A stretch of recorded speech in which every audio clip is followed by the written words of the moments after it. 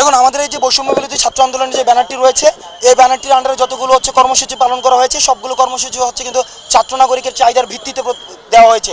আমরা দেখেছি আমাদের যে বাংলা ব্লকেট কার্যক্রম, শাটডাউন কার্যক্রম, আমরা দেখেছি যে রিমেম্বারিং দ্য হিরোজ কার্যক্রম, মার্চ ফর জাস্টিস কার্যক্রম, যত ধরনের কার্যক্রম, পরবর্তীতে আমাদের 1 পয়েন্ট মুভমেন্ট, স্বৈরাচার পতনের যে আন্দোলন, সেটি কিন্তু দেখা গিয়েছে কি লং মার্চ যেটি ছিল 5ই অগাস্ট, এই লং মার্চ এগুলি কিন্তু ছাত্রদের, নাগরিকদের, সমাজের সব ক্লাসের মানুষের চাহিদার ভিত্তিতে কিন্তু দেওয়া হয়েছিল।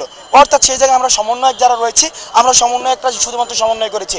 আরেকটি জিনিস যদি আপনারা দেখেন, সেখানে আমাদেরকে যখন উঠিয়ে নিয়ে যায় তখন কিন্তু যাত্রাবাড়িতে, উত্তরাতে, বাংলাদেশের বিভিন্ন জায়গায় কিন্তু সমন্বয়ক ছাড়াও কিন্তু আন্দোলন হয়েছে।